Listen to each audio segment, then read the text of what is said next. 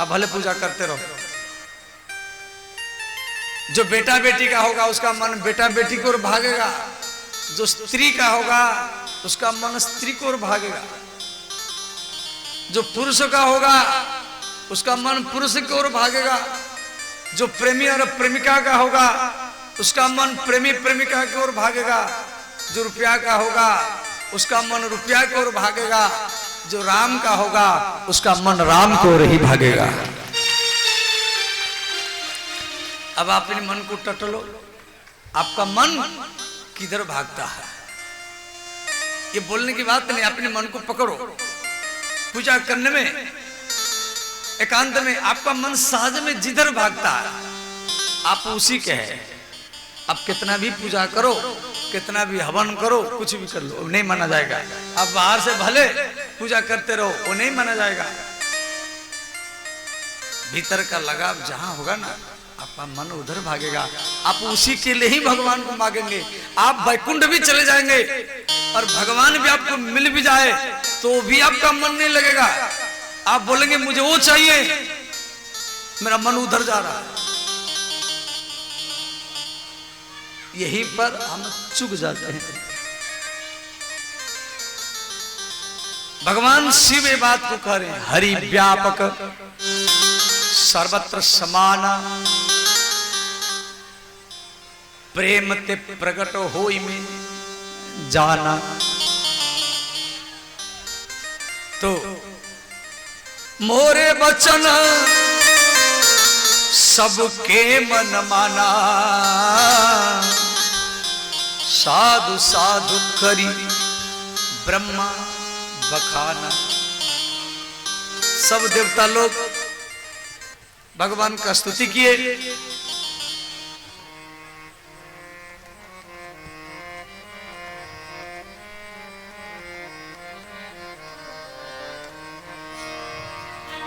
जय जय सुर नायक जन सुखदायक प्रणत पाल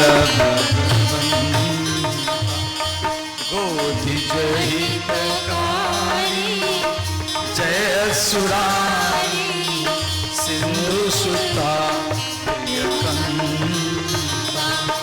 पालन सुर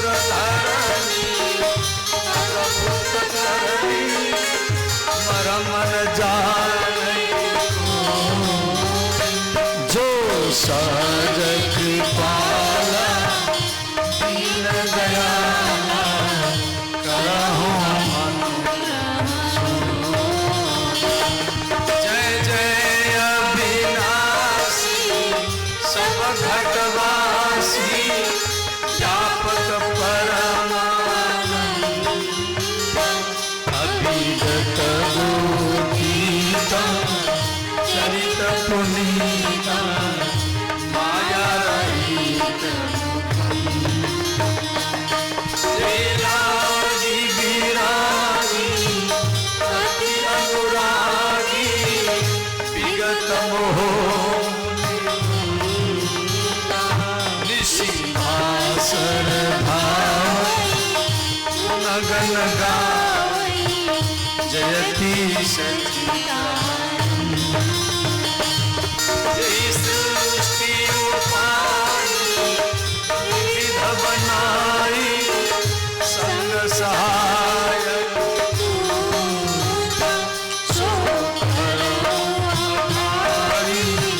चित हमारी जानिय भक्ति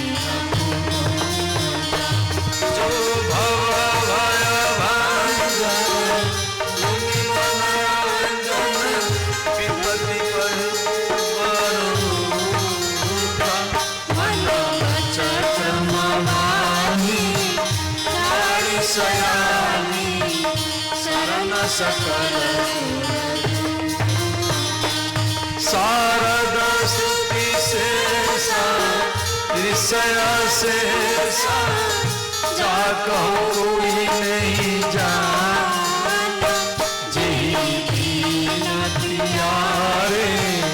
वेद पुकारे प्रभु शशि भगवान भव भारी देवा सब विधि सुंदर गुण मंदिर सुख सकल सुर परम दयातुर नमत नाथ जान सभय सुर भूमि सुनी बचन समेत सने गगन गिरा गंभीर भई हरनी शोक संदेश।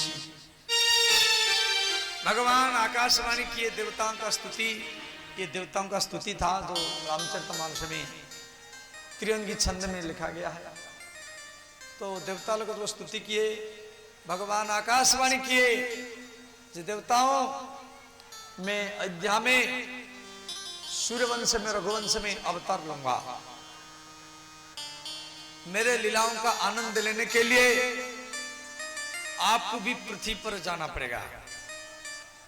भगवान आकाशवाणी सुनाए। अब देवता लोग को आपस में चर्चा किए जे अब आप सब कौन सा रूप बना करके जाएंगे।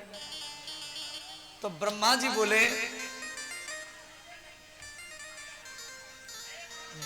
बोले, मैं जाम्बवंत का रूप बना करके पृथ्वी पर जाऊंगा। ब्रह्मा जी बोले हम जाम्बवंत बनेंगे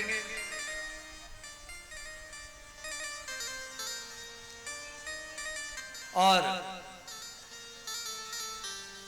श्री भगवान सूर्य बोले हम सुग्रीव बन करके राम जी का सेवा करेंगे। इंद्र ने कहा मैं बाली बनकर के पृथ्वी पर जाऊंगा और अंगद जैसा पुत्र जन्म करूंगा जो राम जी का सेवा करेगा।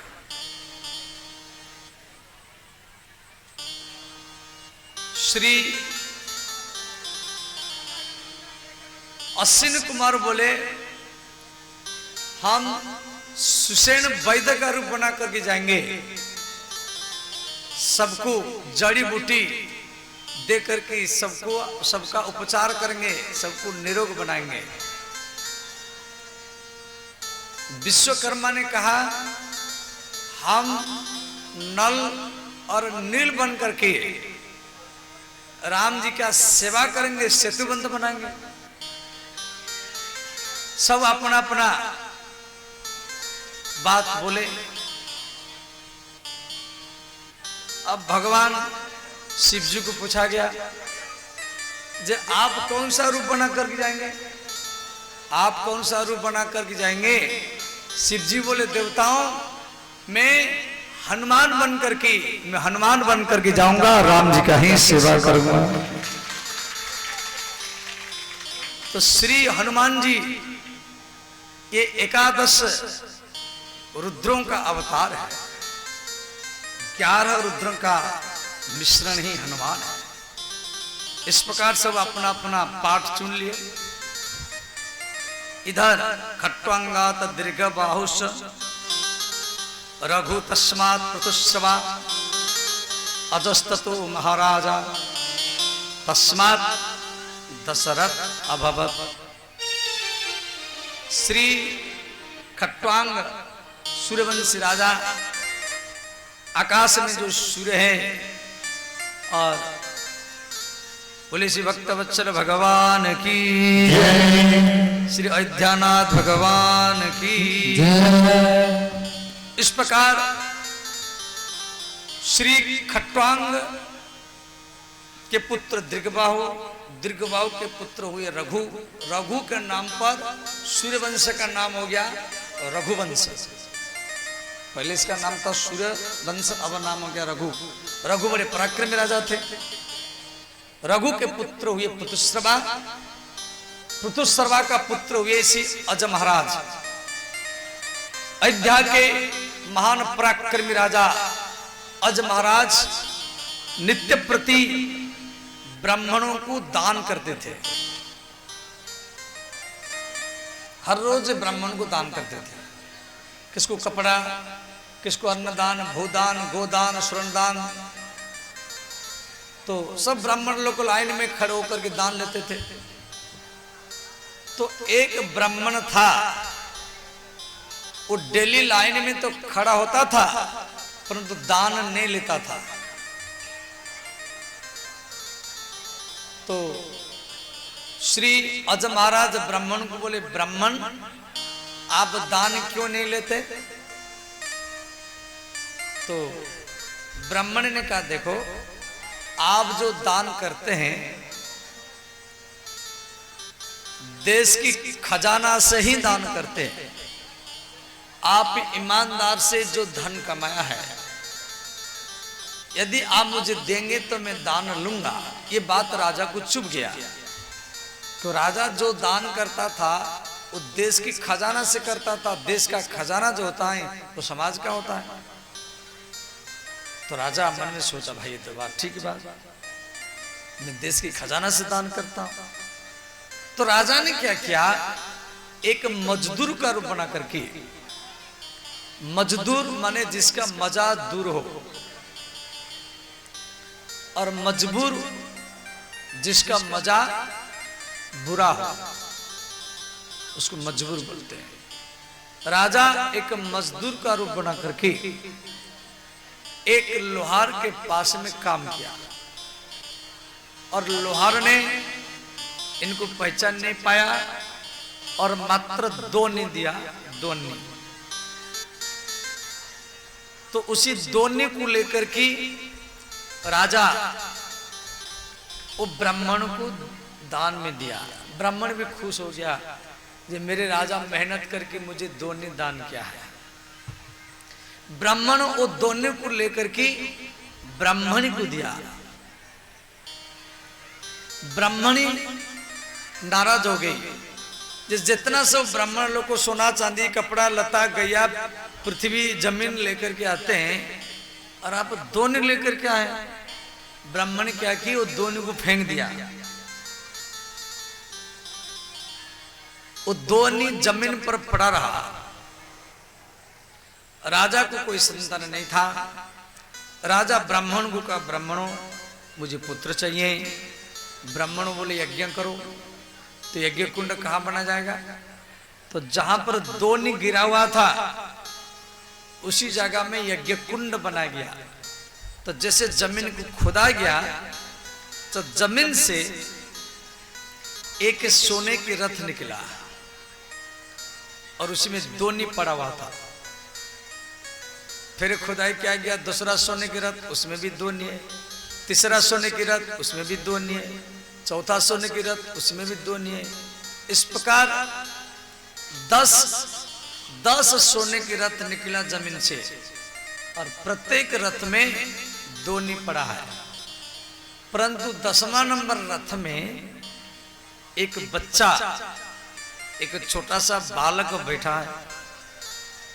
तो श्री वशिष्ठ जी वो बालक को गोदी में लिए और वशिष्ठ जी बोले, राजन आप मेहनत करके किसी ब्राह्मण को, संतोषी ब्राह्मण को 2 ने दान किया था। उसी 2 ने के परिवर्तन में आपको 10 सोने के रथ मिला है और एक बालक भी मिला है। ये बालक 10वां नंबर रथ में बैठा हुआ मिला है, इसीलिए इसी बालक का नाम रखा जाएगा दशरथ। बोलिए श्री दशरथ महाराज की जय। श्री दशरथ महाराज जी का जो जन्म है वो यज्ञ कुंड से हुआ, और वो भी सत्पात्र में दान करने का प्रभाव था। दशरथ महाराज किसी मां के गर्भ से जन्म नहीं लेते, वो यज्ञ कुंड से जन्म लेते। तो इनको देखने के लिए सब बड़े बड़े लोग आते थे, भाई कैसा बालक है, यज्ञ कुंड से जमीन से मिला। धीरे धीरे महाराज दशरथ 15-16 वर्ष के हो गए। दक्षिण कौशल बोलते बिलासपुर और छत्तीसगढ़ को, उत्तर कौशल बोलते अयोध्या को। दक्षिण कौशल देश की राजकन्या का नाम है कौशल्या। कौशल्या का सगा ही दशरथ के साथ हुआ और विवाह बाकी है। तो रावण को नारद जी बोल रखे थे, रावण कौशल्या के गर्भ से जो बालक होगा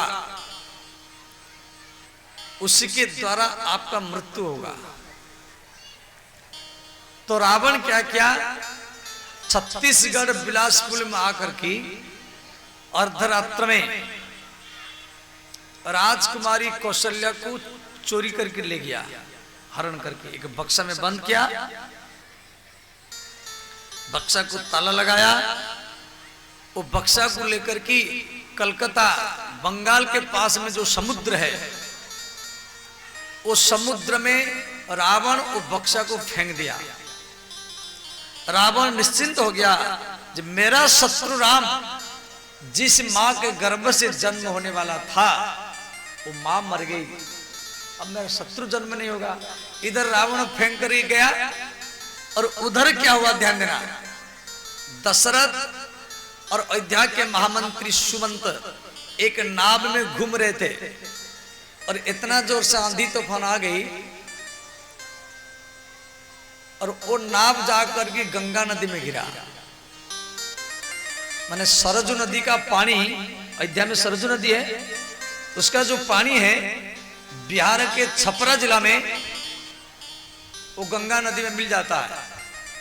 तो वो नाव गंगा नदी में पहुंच गया और गंगा के तेज प्रभाव से गंगा का पानी समुद्र में पहुंचता है।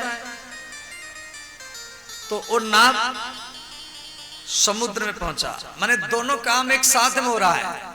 उधर रावण कौशल्या का हरण कर रहा है, बक्सा में बंद करके फेंक रहा है, उधर आंधी तूफान अयोध्या में चल रहा है, दोनों काम एक साथ में चल रहा है। रावण फेंक करके गया और ये नाव समुद्र में पहुंचा। तो नाव में पानी भर गया।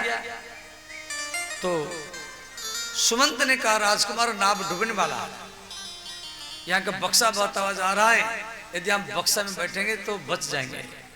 तो दोनों बक्सा के ऊपर बैठ गए। बक्सा समुद्र के तरंग से समुद्र के किनारे में लगा। सुमंत ने वो बक्सा के ताला को तोड़ करके देखा, उसमें एक कन्या बैठी है। सुमंत ने कहा, आपका नाम क्या है? वो कन्या बोली, मेरा नाम कौशल्या है, मैं दक्षिण कौशल देश की राजकन्या हूं। अब रावण कितना प्रयत्न किया था कि दशरथ कौशल्या का विवाह न हो, राम का जन्म नहीं होगा तो मेरा मृत्यु नहीं होगा। फिर भी विधि का विधान है, समुद्र के किनारे में कौशल्या का विवाह दशरथ के साथ ही हो गया। मारने वाला से बचाने वाला को ज्यादा ही चिंता होती है। रावण कितना प्रयत्न किया था और जो किया उसका उल्टा हुआ। तो कौशल्या का विवाह दशरथ के साथ हुआ। तो श्री कौशल्या महाराज दशरथ के प्रथम पटरानी है। श्री कैकेयी देश माने कश्मीर, कैकेयी देश की राजकन्या कैकेयी। तो कैकेयी के पिता का नाम है योधाजित। तो एक बार रावण कैकेयी देश के ऊपर माने राजा योधाजित के ऊपर हमला करने के लिए आया। तो महाराज योधाजित दशरथ के पास से निमंत्रण भेजे, जब महान चक्रवर्ती सम्राट दशरथ मेरे ऊपर रावण हमला करने के लिए आ रहा है, आपको मेरा सहायता चाहिए, आप मेरा सहायता कीजिए।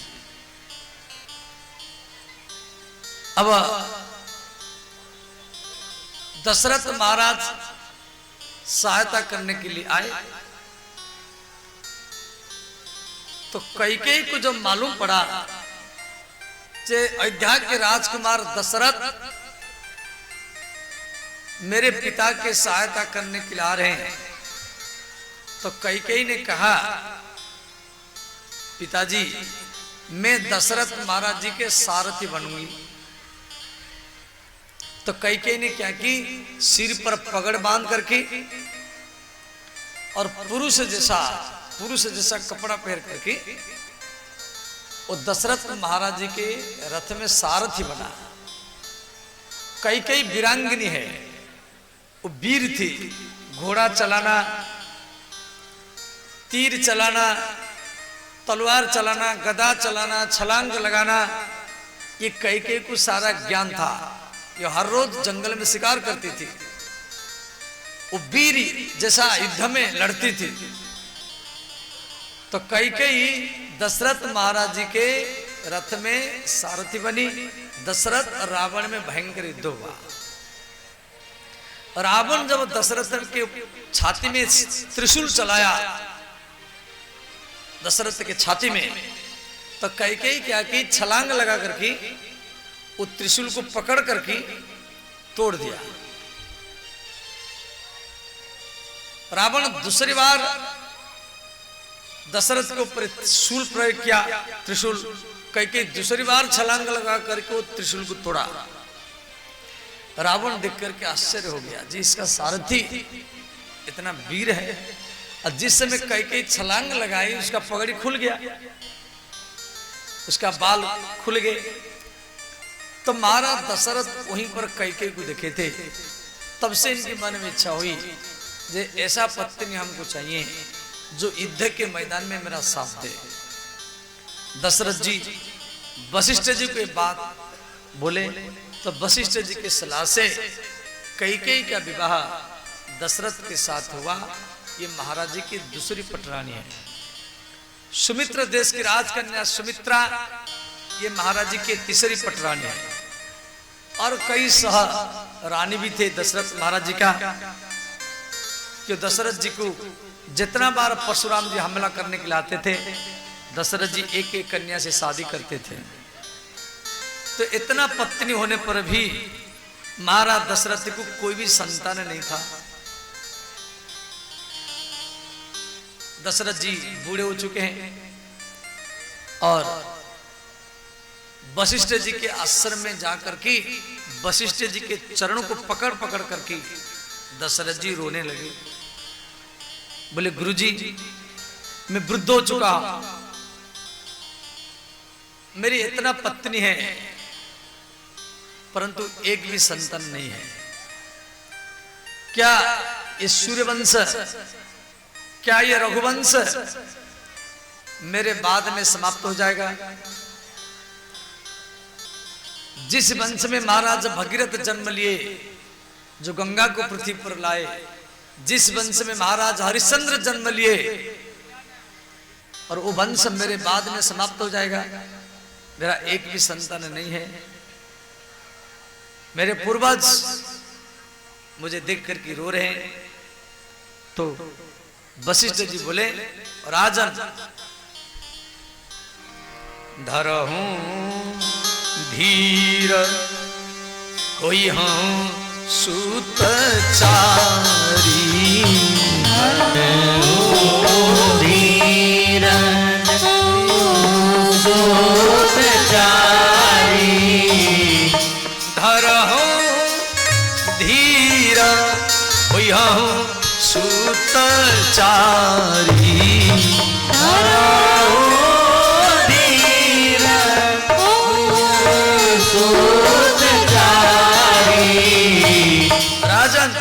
एक नहीं, दो नहीं, तीन नहीं, चार चार पुत्र आपको मिलेंगे। वशिष्ठ जी आशीर्वाद दिए। ये चौथापन में आप पुत्र का जिज्ञासा किया है, इसलिए मेरा आशीर्वाद आपको एक नहीं, दो नहीं, तीन नहीं, चार चार पुत्र ही आपको मिलेंगे। धरहूं हीर वही हूं सूत चारी, धरहूं धीर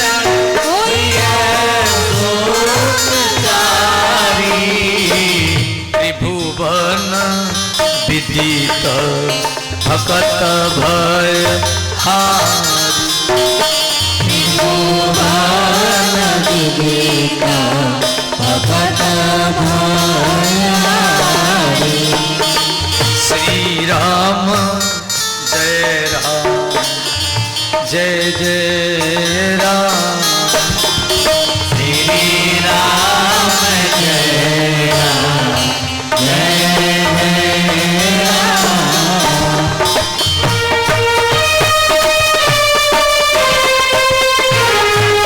श्री राधे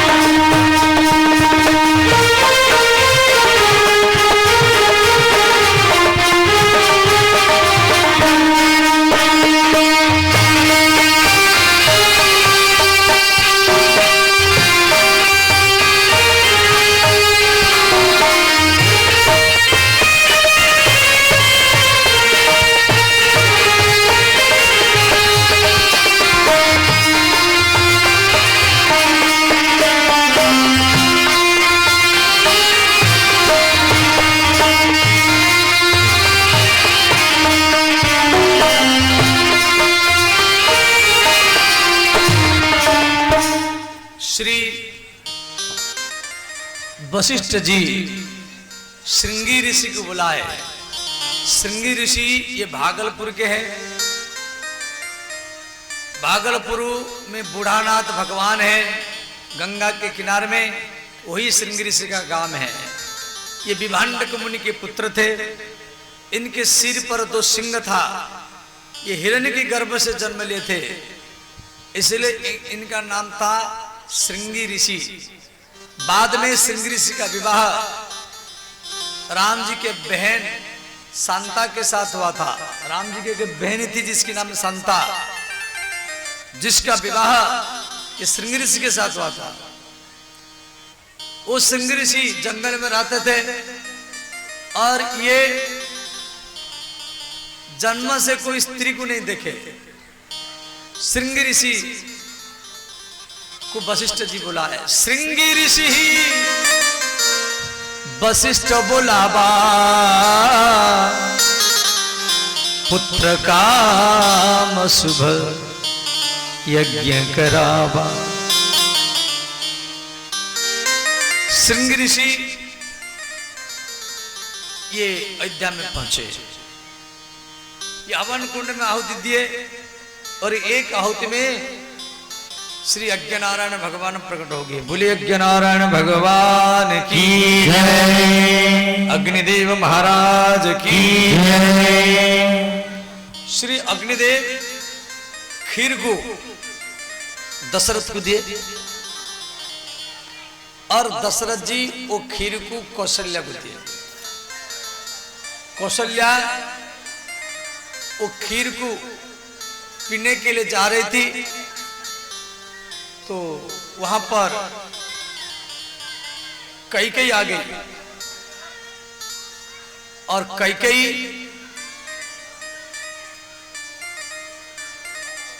कौशल्या को बोली, जीजी मुझे भी खीर चाहिए। अर्ध भाग कौशल्या ही दीना, उभय भाग आधे कर खीना। तो ये बच्चों को यहां से हटा दो सब, जाओ सब बच्चों जाओ, आगे आगे जो बच्चे को हटा सब बच्चों को पीछे भेजो, सब पीछे भेजो।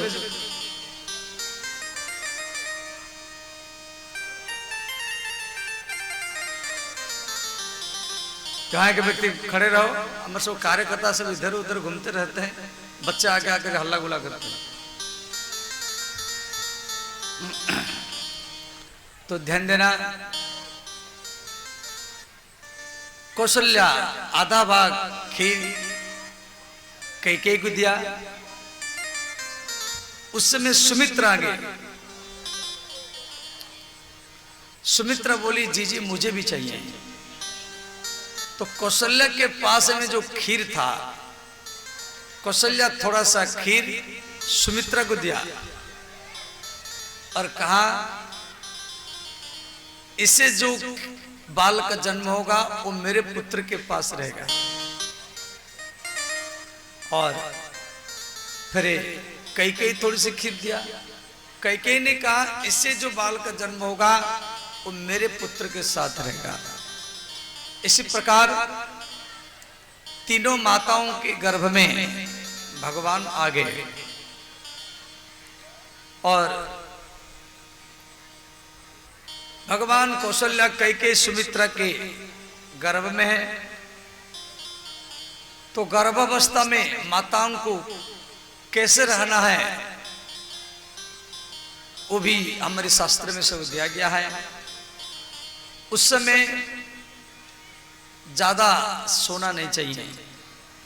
यदि माताएं ज्यादा सोएगी तो उसका जो पुत्र होगा वो मंदभाग्य होगा, वो आलसी बनेगा, वो हर काम को टारेगा। अगले महीना में करूंगा, अगले साल करूंगा। इसलिए माताओं को उस समय ज्यादा सोना नहीं चाहिए। उस समय माताओं को किससे लड़ना भी नहीं चाहिए। यदि माता लोग उस समय लड़ेगी तो बालक क्रोधी बनेगा, वो बात बात में हरदम क्रोध करेगा। क्यों? मां का संस्कार पुत्र में आ जाता है। उस समय माताओं को ज्यादा सत्संग, भागवत कथा, राम कथा श्रवण करना चाहिए। यदि माता लोग उस समय ज्यादा कथा कीर्तन सत्संग करेगी तो उसका जो बालक होगा वो भगवान का भक्त ही होगा।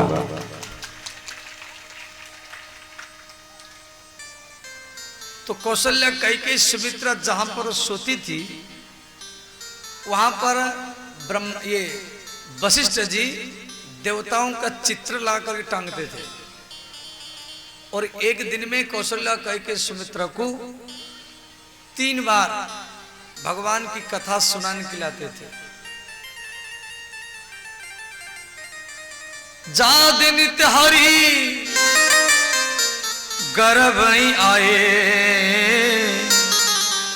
सकल लोक सुख संपत्ति छाए।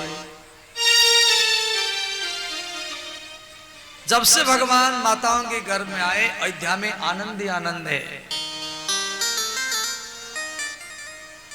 अग्नि तत्व, वायु तत्व, आकाश, बादल, चारों तरफ आनंद छा गया।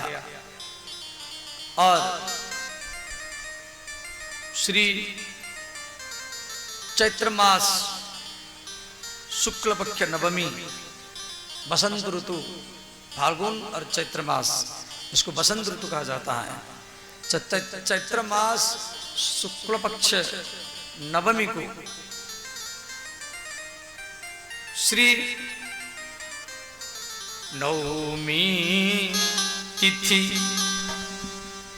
मधुमास पुनीता, नवमी तिथि मधुमास पुनीता, शुक्ल पक्ष अभिजित हरि प्रीता, शुक्ल पक्ष अभिजित हरि प्रीता, मध्या दिवस अति शीतल घाम, मध्या दिवस अति शीतल घाम, पावन काल लोक विश्राम, पावन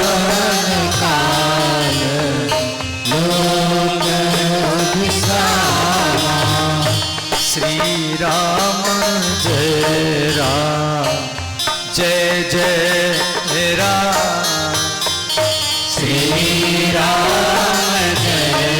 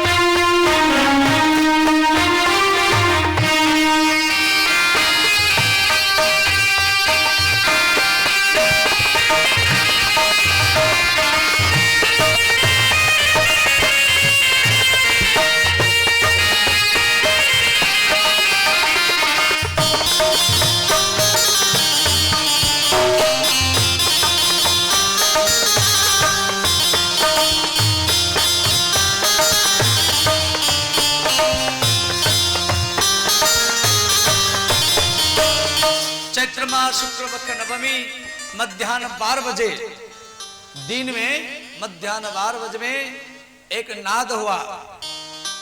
नाद से बिंदु, बिंदु से ओंकार, और ओंकार से 4 हाथ वाला रूप बना करके भगवान कौशल्या के सामने प्रकट हुई। बोले श्री कौशल्या नंदन भगवान की जय। माँ कौशल्या के सामने भगवान 4 हाथ वाला रूप बना करके खड़े हैं और माता कौशल्या हाथ जोड़ करके स्तुति कर रहे हैं। भय प्रकट कृपाला दीन दयाल कौशल्या हितकारी, हर्षित महतारी मुनि मनहारी, अद्भुत रूप विचारी, लोचन अभिरामा तनु घनश्यामा, निज आयुर भुज चारि, भूषण वनमाला नयन दिशाना, शोभा से मुखरारी, पहुँची कर जोड़ी अस्तुति कोई, प्रेम करो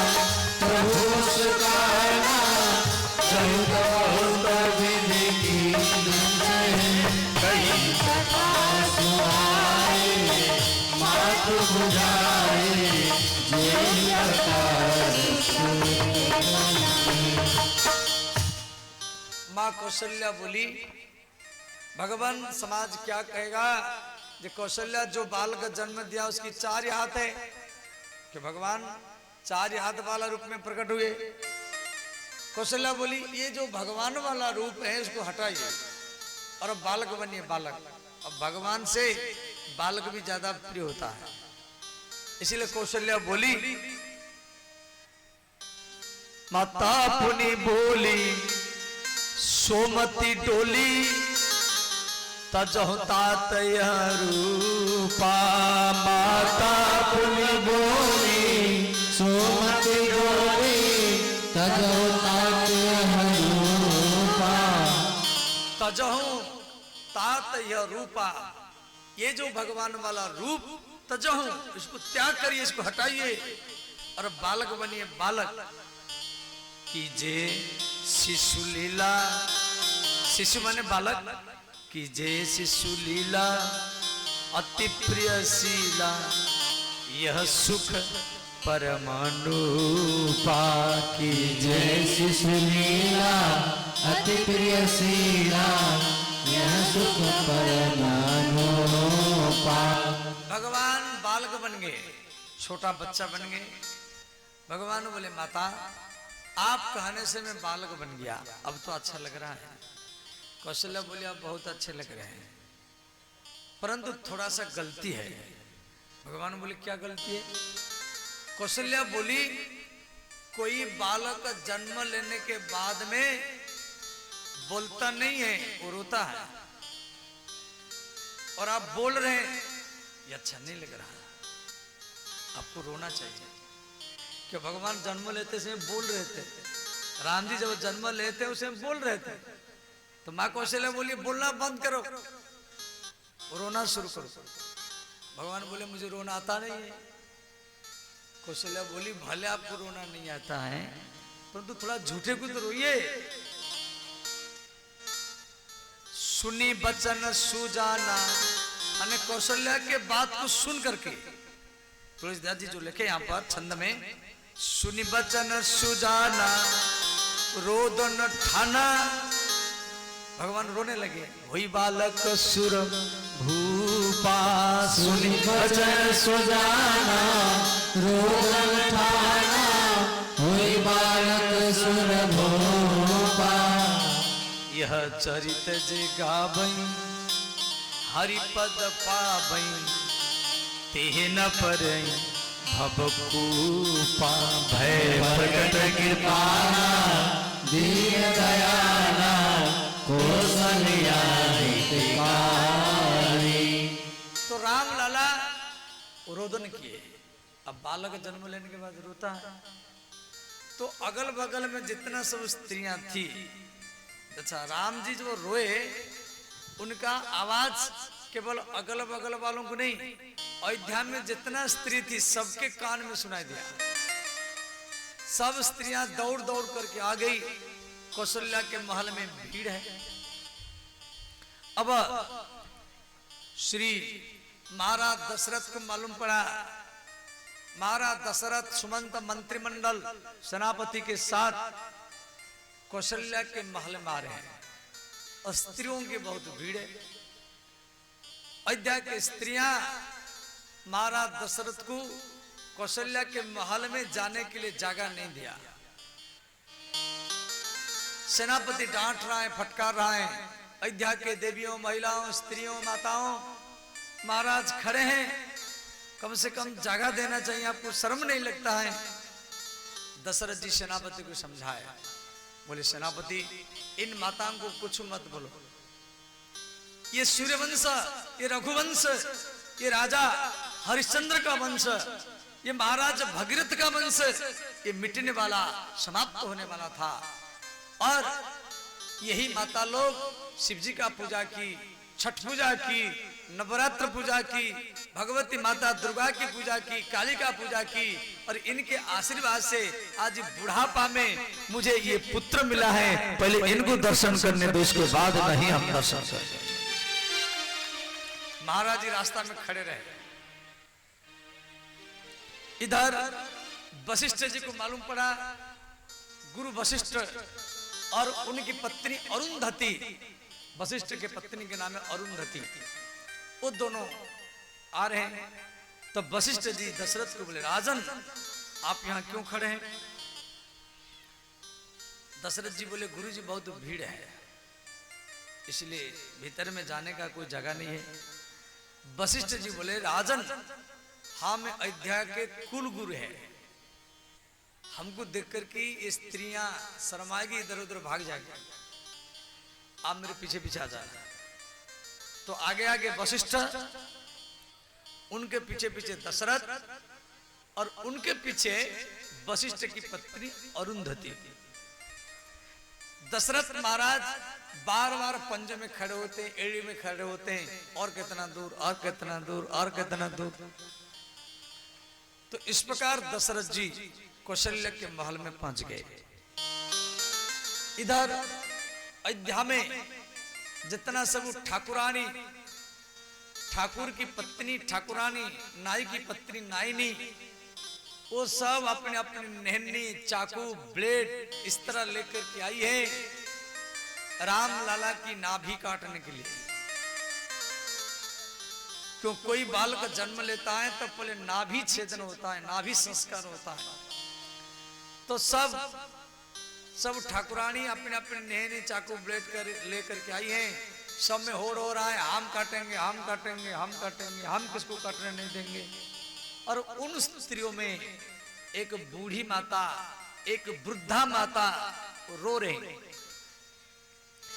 वो इतना रो रही, वो सबके चरणों को प्रणाम करके कह रहे, मैं बहुत दूर से आई हूं, मैं बहुत दूर से आई हूं, मैं ही काटूंगी, मैं किसको काटने नहीं दूंगी। अब कौशल्या देख रही, भाई यहाँ तक कई ठाकुर की पत्नी, ठाकुरानी, सब नाइन सब आई हैं, परंतु ये वृद्धा माता बार बार रो रही, सबको प्रणाम कर रही और कह रहे मैं ही काटूंगी, मैं किसको काटने नहीं दूंगी। तो कौशल्या ने कहा, देखो ये वृद्धा माता है, इसको नाभि काटने दो, और जितना सब आई है सबको समान कपड़ा लता सोना चांदी सबको मिलेगा, परंतु इसको काटने दो। और वह वृद्धा माता, वो बूढ़ी माता राम लाला के नाभि में जैसे नहने को चाकू को लगाई तो राम लाला का नाभि छोटा बन गया। अब भगवान के नाभि से ब्रह्मा का जन्म हुआ है, भगवान की नाभि से तो ब्रह्मा जी जन्म लिए। अब हर बच्चों का नाभि काटा जाता है तो राम जी का भी काटा गया। अब कौशल्या बोली आपको क्या चाहिए? और वह वृद्धा माता बोली मुझे कुछ नहीं चाहिए, सोना चांदी कपड़ा लता मुझे कुछ नहीं चाहिए। आप जिस कपड़ा को पहन करके, आप जिस कपड़ा को, जिस वस्त्र को, जिस साड़ी को पहन करके राम जैसा पुत्र जन्म दिया है वो कपड़ा मुझे चाहिए। कौशल्या ने क्या कि दूसरा कपड़ा पहन करके और वो कपड़ा को उतार करके वो वृद्धा माता को दिया और वह वृद्धा माता कपड़ा को लेकर के चली गई। वो थी कौन? स्वयं ब्रह्मलोक से माता सरस्वती राम लाला की नाभि काटने के लिए एक ठाकुरानी का रूप ही बना करके आई थी। बोलिए सरस्वती महारानी की जय। या कुंदेन्दु तुषारहारा, या शुभ्र वस्त्रावृता, या वीणा वरदंड मंडित करा, या श्वेता पद्मासना। इसी श्लोक में कहा गया है या कुंदेन्दु तुषारहारा, या शुभ्र वस्त्रावृता। शुभ्र वस्त्र माने, शुभ्र माने सफेद, शुभ्र शब्द का अर्थ सफेद। सरस्वती को सफेद वस्त्र बहुत प्रिय है। रंग बिरंग कपड़ा माता सरस्वती नहीं पहनती है। और ये कपड़ा ऐसा कपड़ा है, ये आग में डालने के बाद में ये जलता नहीं था, वो और ज्यादा चमक फैलता था। जैसे कोई कपड़ा को आग में डाल दो जल जाता है, ये कौशल्या जो कपड़ा दी थी, जो कपड़ा को पहन करके राम को जन्म दी थी, वो कपड़ा ऐसा कपड़ा था जिसको आग में डालने के बाद वो जलता नहीं था, वो ज्यादा चमक फैलता था। रामायण में ये दो कपड़ा है, एक तो कौशल्या माता सरस्वती को दी थी, एक सती अनुसुईया देवी सीता को दी थी वनवास में। तो सीता माता एक ही वस्त्र में गई थी। तो इस प्रकार श्री नाभि छेदन हो गया। अब अयोध्या का परंपरा है, बालक जन्म लेगा तो उसका पिता बालक का मुख मीठा करेगा।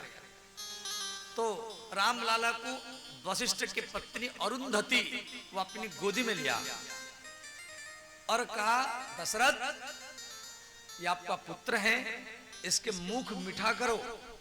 दशरथ महाराज अपनी अंगुल में शहद लिए, शहद मधु, और राम लाला के मुख में महाराज दशरथ मधु चटाए, शहद चटाए।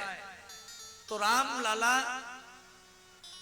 दशरथ जी के अंगुली को चूसने लगे और राम लाला जीभ के द्वारा इतना चूसने लगे वो दशरथ के अंगुली को भीतर खींचे और दशरथ महाराज बाहर खींचे। दशरथ जी अपने अंगुली को बाहर खींच रहे हैं और राम लाला अपने जीभ के द्वारा इतना जोर से पकड़े और दशरथ के अंगुली को भीतर खींच रहे हैं। छोटे छोटे बच्चे जो होते ना, आप उनके मुख में अंगुली घुसाओ, वो आपके अंगुली को इतना जोर से भीतर खींचेंगे, वो आपको सबको अनुभव ही होगा। अब श्री कैकेयी एक पुत्र जन्म किया। बोलिए कैकेयी नंदन भगवान की जय। और उस समय सुमित्रा दो पुत्र जन्म दिया। बोले सुमित्रा नंदन भगवान की जय। इस प्रकार अयोध्या में एक आनंद ही छा गया सोता।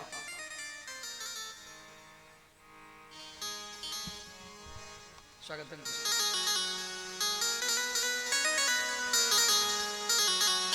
आनंदं राम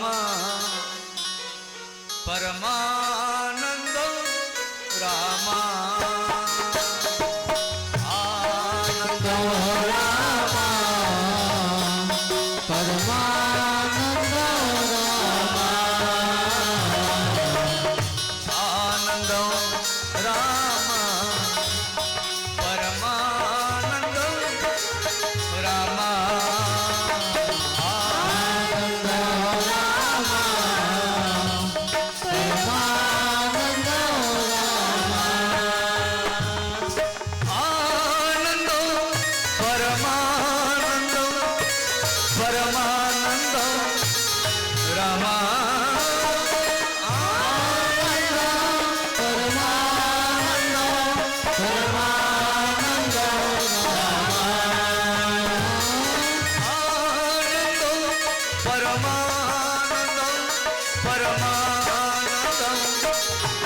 रामा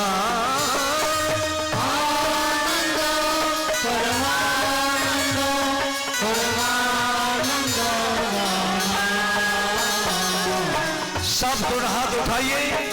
आनंद रामा परमानंद रामा आनंद रामा परमानंद रामा। सब गाइए दोनों हाथ उठाकर।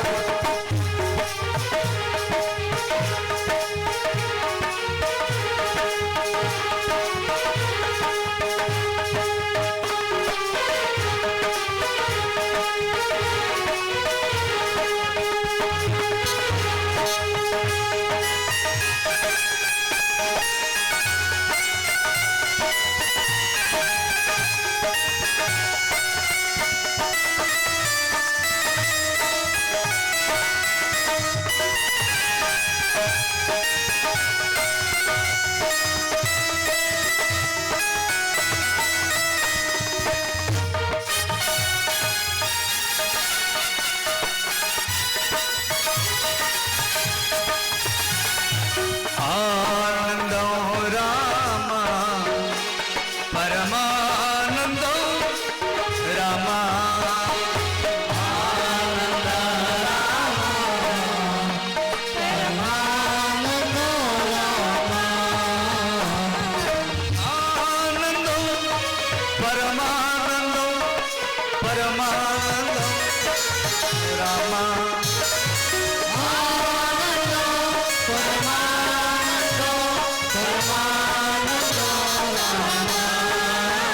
हमारी मुख्य जजमान जजमानी और जिला परिषद साहब वरिष्ठ कार्यकर्ता श्री राम लाला का पूजा करेंगे। इधर पूजन करते रहे। आरती दीपक जल ठाकुर जी के पास पहुंचाओ और आप सब दोनों हाथ ऊपर उठाइए। आनंद परमानंद परमानंद रामा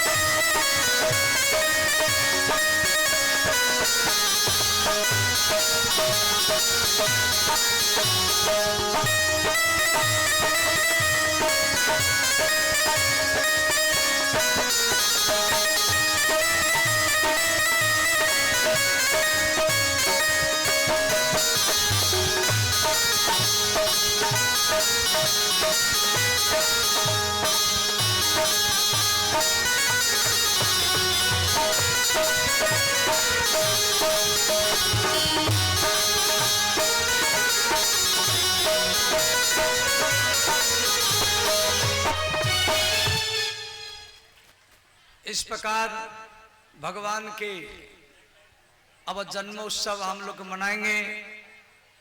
ये तो कथा के माध्यम में आप श्रवण किया और झांकी के माध्यम में आप श्रवण करेंगे, देखेंगे। देखो आज यहाँ हम लोग को प्रभात फेरी लेकर की